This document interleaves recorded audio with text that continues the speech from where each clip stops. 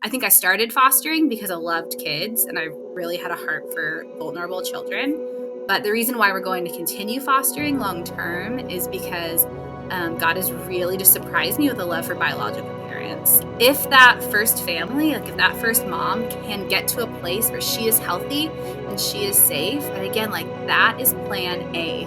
Restoration is what God is all about. If we can restore like that original design, like that would be the best thing for these kids. Hey guys, thanks for joining me on today's episode of Faith, Hope, Love, where we grow together in our faith, increase in hope, and learn how to better love God and love other people. We are wrapping up a big part of our Momentum series in these next few episodes. We are finishing out the series, and that's based off of Hebrews 12, verses 1 through 3. And we've been in this Moving Others part of the series where we talk about what it looks like to use our gifts to love others well. So today we're joined by Emily Smithhart, and she's a friend of mine from college, and she's also a wife and biological and foster mom in Northern California. So Emily, thanks for joining us today. Would you mind introducing yourself before we jump in? Yeah, hey Melissa, it's so fun to talk to you today. Yeah, I grew up in a little town in Northern California, and then after college in Southern California, I got placed in Mississippi with a teaching program. And a few years in, that's where I met my husband. So I have a tall, redheaded Southern man named Bennett, and we moved around the South for a couple of years. I worked in children's ministry and student ministry after I decided I didn't want to teach anymore. And then we had our biological son, Oliver, in 2017, right after my husband got laid off from his job. So awful timing there, but it worked out really sweet. It moved us back to California. My husband got a great job out here, really close to my parents, and just amazing how that worked out. And so, yeah, so now as of last December, I decided to kind of switch gears, and I'm enjoying a season right now of staying at home with my kids and working on my master's in ministry. It's fun just to get to see you again. I mean, it's been like we just talked about more than 10 years. And I mean, so much has happened obviously since that last time we chatted. You were in Mississippi. So this is just so exciting to see full circle. And we obviously both have sons named Ollie. So that's fun. But I love following your story recently with doing foster care. It is such an encouragement and inspiration to me personally. I have a lot of friends that are walking through that journey, and my husband and I are currently praying about what that looks like for our family. You know, I really view foster care as being really one of the most beautiful ways to love our community. And, you know, obviously it's something that you have been doing for a while. How did you find out or decide that you were called to foster care? What did that process look like for you? And with that, how did your husband feel about it? Was he always on the same page? Yes, no, he was not. I always had a love for children. Like I always knew that whatever I did with my life was going to be something to do with kids. But my love for foster care started when I was 16. I started babysitting there was this family that someone told me about in my town who couldn't find anyone crazy enough to babysit their 10 kids in their home. Yes, because like some of them were teenagers. They had like babies to teenagers. They did foster care and adoption and had a couple biological children. And so I just kind of got thrown into like really face to face what it looks like to be with kids who've experienced trauma and some really, really, really challenging behaviors, and how the patience and love of those parents and that family, like what an impact that had on those kiddos. And so just having the chance to be so up close and personal with kids that were in the system and in a loving foster home, I knew after like the first time that that was something that I wanted to do with my life. And so it was kind of weird. I was like this weird teenager, not married, did not have a serious boyfriend or anything. I just knew that at some point in my life, I wanted to become a foster mom. And so when I started dating my husband, I don't think ever heard of foster care. Like it never crossed his mind. And I brought this up very early on. It was one of those like deal breaker things to me where I just knew that this was something that the Lord had called me to at a really early age, and that I wasn't going to let a guy stop me from pursuing that. That if a guy wanted to be with me, that like he also had to understand this calling first. So that's kind of how it kind of started with him, was just him being really open and understanding of this calling that I had, that he was open to it. And I remember our first year married, he told a small group, we were in a young married small group, and I remember him saying, I know that when I married Emily, that her calling became my calling.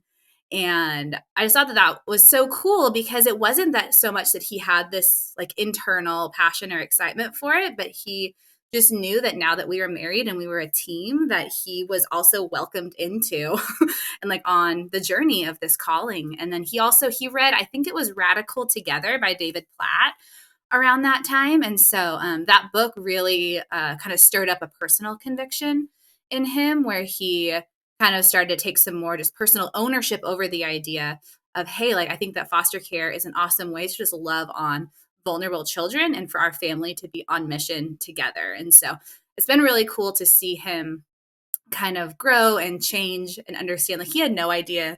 No one really knows what they're getting into when they get into foster care, but it's been much harder for him because, again, he didn't really have experience with kids besides our biological son, who was 2.5 at the time when we started. And, but at the same time, especially, as we're talking about the idea of like, what does it look like to love people well? I think that my husband has just done such an amazing job at modeling the type of love that Jesus tells us to do because it's not the love where you have to feel it to do it. Like I've heard that awful phrase, it's like only do things if your heart is in it. And I just don't think that that is biblical. Like I think that we are called to walk into really hard things. And that sometimes when we just start taking our next step and we put on love in our actions, that like then our heart starts to grow. And even if our heart doesn't grow, that still doesn't mean that we can't love tangibly. And so it's been really cool to see the Lord grow my husband's heart in that. But we're definitely still like, I'm the gas, he's the brakes. I would have 12 kids and not be able to take care of any of them well. And he would like be fine not having any. So we found this like really beautiful balance that just works well for our family where we are able to open our home and connect with kids and first families and just be on mission together. And it's been a really cool way to see how God has brought that all about. This whole series, like we've really focused in on the Hebrews 12 passage talks about running this race. And I feel like we kind of view, like you mentioned this, like only do it if your heart's in it. And I feel like our society is very much like just do what's right for you. And that's not biblical. And running a race isn't easy, right? It's very difficult. There's obstacles, there's things that we come up against, and it's supposed to be life is supposed to be challenging, especially if we choose to follow Jesus. Our life is not going to be easy. He says that very clearly. And so I love that you have really taken this call seriously. And I think it's really beautiful that you talk about it being your calling is also his calling, that we're called on this race to run together, and that you guys have chosen to be obedient to God's call as a family. And I think that's fabulous. So just that's like a really beautiful example of what it looks like to love practically within your own home. So how long were you and your husband married before you had your son Oliver? And how long did you wait after that until starting to do foster care? So we were married not even a year when we got pregnant, almost a year when we got pregnant. We knew that we wanted to have a family. We actually started foster care classes. We finished our foster care training the weekend we found out we were pregnant. So we just kind of knew we wanted to do both routes, and we would just kind of see what doors God would open. And we got pregnant really quickly and had a beautiful and healthy pregnancy. And so we just decided, all right, right now, let's focus on having this biological baby. And then when the time is right, and then again, we moved cross country and we had new jobs. And so then our son was 2.5. We started the process when he was about 1, and he was 2.5 when our first placements came into our home. I'm in California, as you are as well. What is the process like for becoming licensed in foster care in the state of California? It's pretty similar in most states.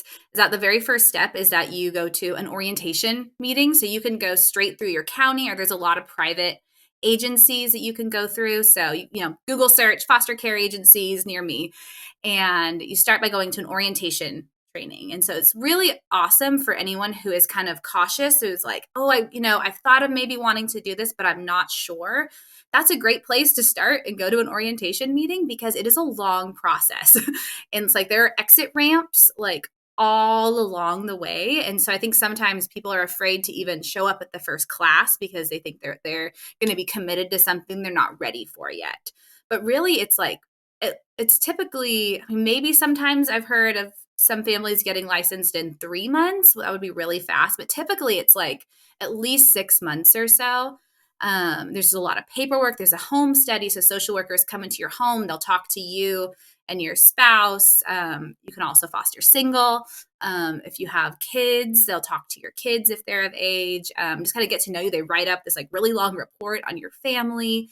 And so it's a process, a lot of paperwork, a lot of being patient. If you, like us, we lived out of state, like 5 different states before we came back to California. So we had to do out of state background checks.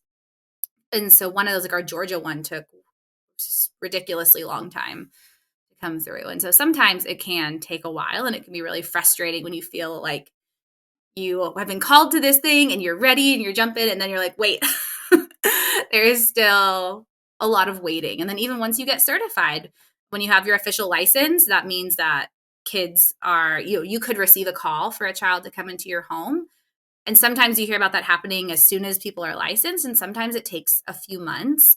So it really just depends on what your range is. As a foster parent, you get to kind of say what you feel comfortable and equipped to care for in your home. And so, sometimes there are people who can only do babies because they're in a 1-bedroom apartment, and you can have a baby in a 1-bedroom apartment in a crib in your own room, or different gender. I mean, there's a lot of different reasons why some parents might put stipulations, but you can kind of say, hey, I think in this season of life that we could care for a child at this age range, and that we're equipped to deal with these types of special needs. So you're really in control throughout most of the process, telling them like what your family would be able to do. I mean, you bring up a lot of really good points that I think a lot of people are afraid to start the process because they feel like if they just show up, it means they're like signing their name on the dotted line. And it can be so, yeah, it can be so scary to make such a big commitment because I mean, you're impacting lives. It's serious, it's a big deal.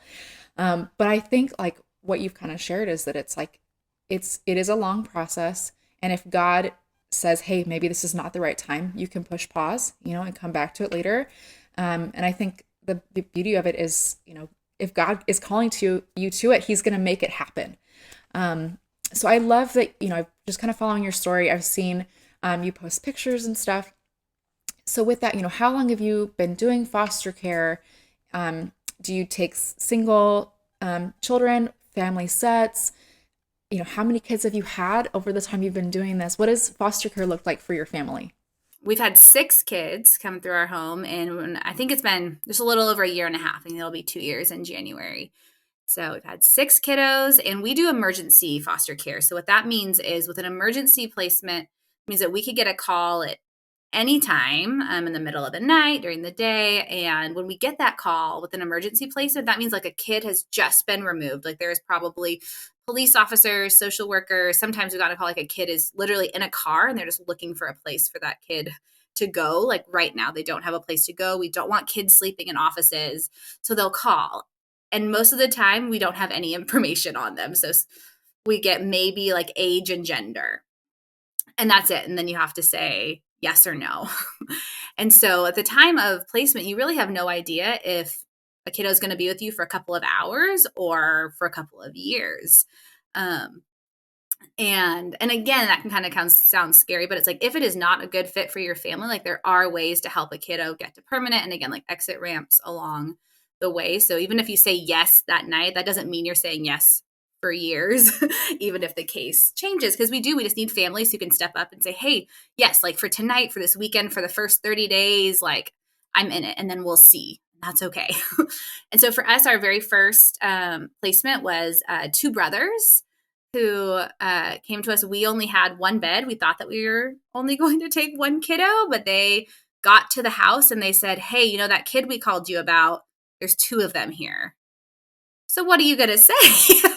And again, that was trying to go off of my husband's comfort level where he just really wanted to start slowly. And I'm like, absolutely, let's start slowly. And then we get this call and he's like, yes, bring them both. Like we didn't even have an extra bed. He had to sleep on an air mattress that night. And then the next day we had friends from our small group that like ran down. We lived in a rural area. So like ran down 45 minutes to a Walmart, bought like a toddler bed for him.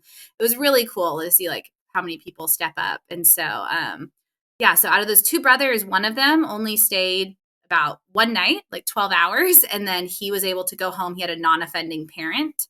They're half siblings, it turned out. And then the other little boy stayed about a week. And then he was moved to, he had a grandma who was really fighting to get him into care. And so he was able to transition to her really quickly, which it was awesome. It was such a good first experience. And then our second placement was our twins. We were told that they were 3.5. And again, this is one of those things where we still said, hey, just one kid. And we get the call for these twins and we look in our spare room, and because those friends had went and bought an extra bed for us, that brother didn't even end up using that night. Okay. It's just been empty for a couple of weeks. And then we go and we look in our room and we see that we have two toddler beds. And so we just felt like the Lord was saying, yes, like, yes, you can do this. And so we had twin 2.5-year-olds who were 3 weeks younger than our biological son in the first week of the lockdown. So it was, yeah, crazy. So they came into our home, and this was a time when like our parents weren't even coming over. Like we, truly isolated for at least, a couple of weeks. And so it was like end of March in 2020, we had twin 2.5-year-olds, and they were with our family for 13 months. And then they got to go home at the end of April. And that was like, we were so excited for their family, but I cried a lot and will still tear up thinking about them. So it was really, really, really hard. I loved seeing all the photos of the twins with your son. I mean, it's like they were brothers, and like it was just like I grieved with, like, again, they're not even my boys, but like I grieved with you seeing them go home, but also like being, so glad that they're able to be with family. But I can't even imagine like loving these children for over a year and then having to pass them back to family. I just can't imagine it. So Yeah, I'm like crying it's over really here. hard. I know.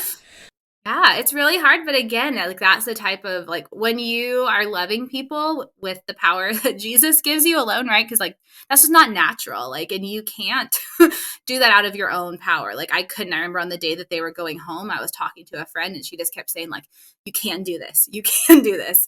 Because it really didn't feel like it. Like, how do you just unbecome someone's mom? But just knowing that like my unbecoming their mom meant that they could be reunified with their first mom, like that's always where they were supposed to be. Like that was plan A. And so, yeah, it was really, really hard. And then I took a little break, and then we had a 6-year-old girl come just for a couple of weeks. But again, that was amazing. It's like every single placement, no matter how long or short, it's cool to see God's hand in it. So with this little girl, she has never experienced a family with a dad in it before. And she was only with us for 2 weeks, but it happened to be over Father's Day weekend. And it was so sweet. Like she was so excited. She fell in love with my husband. She was like calling him daddy night one. And just every time, like she was 6 years old, but like riding on his shoulders and just clinging to him. It was the sweetest relationship. And she like helped ask me if we could plan a kidnap breakfast for him for Father's Day. And it was just so, so, so sweet. And so we have unfortunately haven't had any contact with her since she left. And but we think and pray about her all the time. And we just know that like she, at least like for those 2 weeks, she got to have an example of what it looks like to be loved by a kind, tangible human father, and that reflects the father's love for her. And so I just thought that was like such cool timing on God's part that it was during Father's Day weekend. And then end of July, we got our little baby Kay. We've never fostered a baby before. Again, we said we don't think we want to foster babies. We're like, we like toddlers or early elementary. But this 1 week in our agency, they had 5 calls in 1 week all for babies. And so by the 5th time, we got a call the day before, and we were like, I don't think so. And then we got the call for this baby. And we just again felt that nudge from the Lord. My husband was on board, and he said yes. So he's been with us for just about 2.5 months now. And we actually received him as a disrupted placement, which means that he was placed with someone else. He was with a relative who just couldn't care for him long term. And so they called us and asked us if we would take over the long-term placement. And so we're actually looking at reunification for him, hopefully in the next month or so, which we are celebrating, and we're like really, really proud of his mom. She's been working really hard. But again, that's our second reunification in like 6, 7 months. It's hard. I've seen you, like some of your posts, you kind of reference this, that you always get asked the question, are you hoping this is the baby that gets to stay with you? And I love that you've talked about reunification. Can you kind of explain why for you that's the goal, to do not just not foster adopt, but to do foster reunification? Yeah. So I mean, I think first we have to think about it from like a bigger picture perspective and a theological worldview, which is God created the family, right? Like God created the family unit. Just talking about our specific baby K, like he designed baby K in his first mama's belly. Like that is the mama that he was supposed to be with. Like that's plan A. He wasn't ever supposed to be with us. Like he was supposed to be with his first mama if she was able to stay healthy and whole.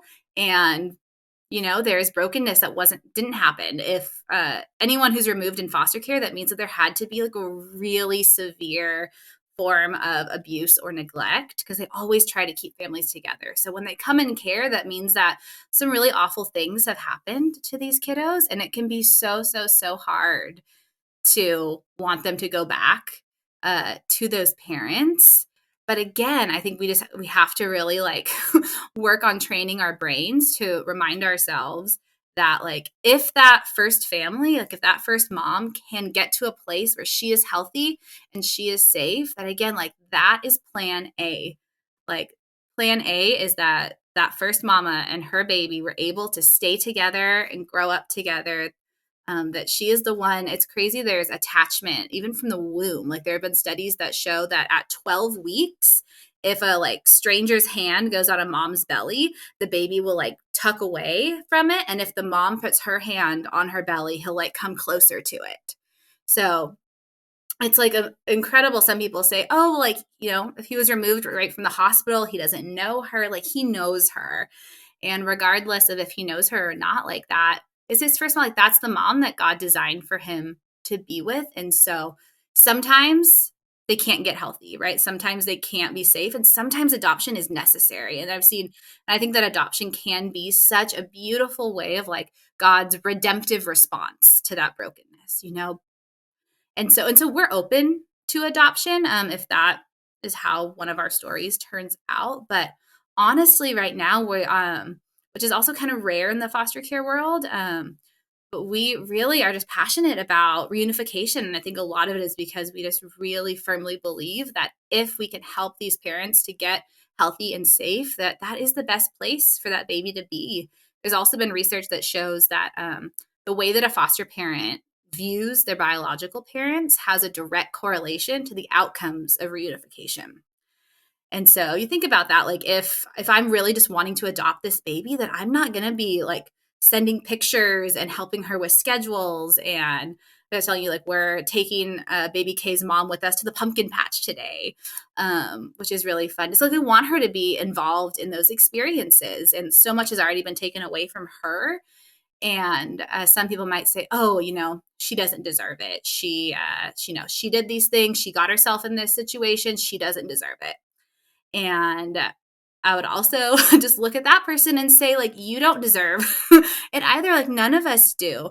I think that it's easy for us to try to like compare sin and brokenness, but like the fact is, like, again, like our desire is to love her in the way that Jesus has loved us, and like Jesus loves me so radically. Like I don't deserve the grace that he has given me, and so like I want to try my best, and I'm imperfect and I mess up all the time, but like that is really my goal, is that like I want her to succeed. And like if baby K becomes legally free for adoption, which I don't think is happening, but like if that were to happen, like I would want to be able to look at him, as a 5-year-old, as an 18-year-old, and I wanted to be able to tell him like, hey, I did everything that I could to support your first mom, and if we don't do everything that we can to support reunification, then like our kid's going to know that. And again, adoption happens sometimes, but I think sometimes it happens and it doesn't, maybe it didn't need to, maybe that mom just needed a little more support. And like I think that we are called to go above and beyond our duties of foster parent. And, social workers say you don't have to give your number out. You don't have to do anything. But can I? Like, is it okay? Is it safe for me to? Okay, then I'm going to try. Like, I get to try and have that relationship. And so that's been the most surprising thing to me in foster care in my journey is that I think I started fostering because I loved kids and I really had a heart for vulnerable children. But the reason why we're going to continue fostering long term is because God has really just surprised me with a love for biological parents and just like heartbreak for them and the things that they have gone through and just like restoration is what God is all about. If we can restore like that original design, then like that would be the best thing for these kids. I love it. I've never heard that side of the story before. I have a lot of friends that do foster care, have done foster adopt, and every single story is different. But I love your like theological perspective on it that again, God created this child in this mother's womb. And God has obviously shown grace to us, but he shows grace and God's grace really has the potential to change lives. And I think if we wholeheartedly believe that, I think that the dream and the desire for reunification is beautiful. We want healing for every single person, including biological moms that whether, any addiction and stuff, I believe God has freedom and wants to heal. And obviously, we're all wounded. And I think we have to show grace to those that are trying to self-medicate. And it's not that they are bad people. They are just broken, just like we are. And the way that you speak so kindly about your children's biological families is just so beautiful and inspiring to me. I didn't think I was going to cry while recording this episode. But I just love just like the heart that you have, not just for the kids in your home, but also for their families. It's beautiful. So with that, if there's someone out there that's listening, we've talked in previous episodes about ways that you can assist those in the foster care system that are not, maybe you're not feeling called to take children into your home. As we've, go into the holiday season, there's, CASA is a great organization within California that you can get involved as a volunteer, donate financially to support foster care, kids in your community. But for those that are maybe feeling called to foster care, what would you tell that person? I think the first great step would be that if you know anyone in your life who is a foster parent, um, befriend them. Like, see if you can, bring them a meal, hang out with them and their kids, and just kind of like get a sense of, like this is what a foster family looks like, because there are a lot of different misconceptions, on all ends. Like sometimes you hear about it just being really, really hard and really negative, or just being really, really good and positive, when like everything in life, it's a mix. And so the more that we can be aware of that, I think that that's a great place to start. And then I feel like I have to address the biggest reason that I hear for people not doing it. Oftentimes I'll hear someone say, like, oh, like, I've thought about fostering. I really like, I would love to help vulnerable children. Maybe you've like felt a stirring in your heart for this, but then that fear of, but I could never do that, right? Like I'd get too attached, like, like even like you were mentioning at the beginning of our conversation, like I don't know how would you, stop, be someone's mom for over a year and then stop being their mom. Like I couldn't do that. Like I'm so glad that you do that, Emily, but I couldn't do that. And I think that if you're saying that, those types of things, like if those thoughts have come into your mind, I think that you um like might make a great foster parent, because that's the thing, like foster parents have to get attached. I think sometimes when those phrases are thrown out, I know it's never the intention, but what it says to me is that like, oh, like you must not, like you just don't must be able to not attach well. Like you must be able to do a really good job of like keeping your guard up and just like, hi kid, come in. Okay, bye kid. It's been a nice year. When it's like, that is not the case at all. Like I have always been the type of person where I get attached. If I know someone for a tiny little bit, I'm a big crier. Like I wear my heart on my sleeve. And so if you are someone who is like, you're just afraid of that attachment, like that attachment is what these kids need to heal. When a trauma has happened, in a kid's brain, that means that there's been like a break in relationship that's caused a trauma, which physically changes a child's brain. And the only way to heal that trauma brain is through healthy attachments with a safe, caring adult. And so I think that if you have been considering it, but don't think that you could really do it, I think just, confess that to God, pray and see about, is there a next step you can take or someone that you can talk to? Because I just think that if your only reason for not fostering is because you're afraid, then I think you just need to think about that a little more, because the Bible also tells us like perfect love casts out fear.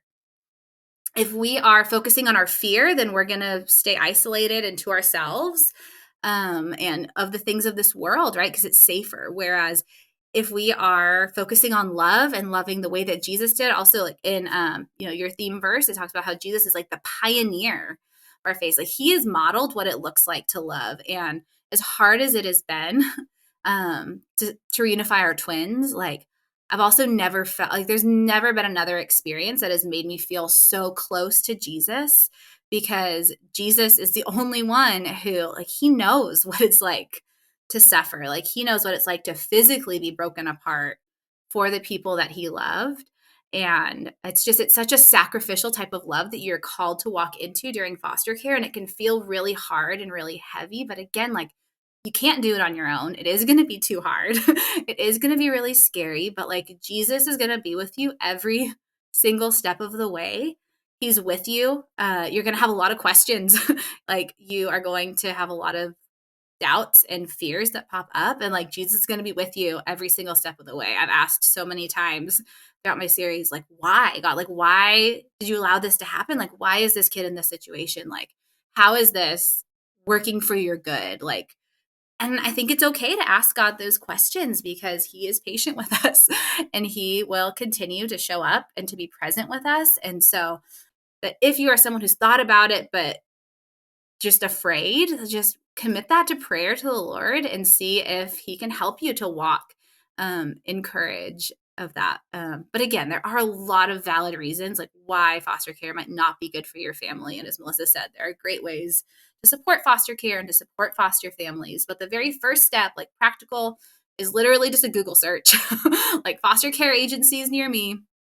Um, and then attend an orientation meeting. And at that orientation meeting, you'll get a little bit just more information about what it looks like or what is going to be required of you. And then again, it's just, there's a lot of steps. They'll tell you all the next steps, and you can just as slowly or as quickly walk through that. I think there's this misconception, this fear that, if you jump into this, that you're going to be ill equipped and you're not going to be able to do it. But I believe if we call ourselves Christians, we have access to the Holy Spirit at all times. And in this whole series, we talked about the fruit of the Spirit and the fact that we have access to love, joy, peace, patience, kindness, goodness, faithfulness, gentleness, and self-control. That's not natural to our as humans. Like that's not my natural proclivity to be all those things. But if we ask for the Holy Spirit, he will, in those moments that are difficult, he will stand beside us and walk with us through all of it. And obviously your life has really exemplified that, in loving these kids with the love of Christ, with the love of the Father, and showing them what it looks like to how to be loved. And when a lot of these kids, again, as you've said, like their brains have told them that they can't trust anybody, they can't feel safe, they can't feel secure, and just being in your home for a year shows them that love is possible, that they are worthy of love. And that's what these kids need more than anything. Gosh, I really didn't think I was going to cry. But I think I just appreciate how you've shown not just the practical side of things, how to get into this process, but also what does God say about foster care? What is God, how does God see these children, these families? It's beautiful. So I appreciate your time. For those that are maybe wanting to follow your story, can we follow you on Instagram? What does that look like? I don't post a whole lot, but I do try to share a little bit. So yeah, Instagram, I think it's Emily_Smithhart, two H's. And so, yeah, I love sharing. And again, and I'm open, like if anyone wants to message me on there, if you are considering what it might look like I love talking with people who are considering what that next step or how to fight that fear. And again, just God is ultimately in control. Like, he's not surprised by the things that surprise us, that frustrate us. Like, he is ultimately in control, and he loves those kids more than we can. And so even when I maybe don't agree with the decision that has been made, or I worry about a kid after they leave my home, like, I have this trust that I can put in the Lord, and just knowing that he is still with them. He's still with them, even when I'm not, and that I can rest in that. Thank you so much, Emily, just for taking the time to chat with me. I know you've got a busy life where you are. So thank you so much for your time. Yeah, thanks. It was fun chatting. Well, everyone that's watching, I hope that this is something that God has really put on your heart to find ways to be actively involved in foster care. We are all called to love God's children, and that's everybody. And so I pray that you would just take time right now to stop and ask God, what is my role? What have you called me to do? Whether it's taking a child into your home, finding a way to support local children in foster care financially, or by volunteering, or connecting with a foster family that you know. I pray that you would just take a moment to ask God, what have you called me to do? So thanks for joining me for today's episode. I'll see you back here next week.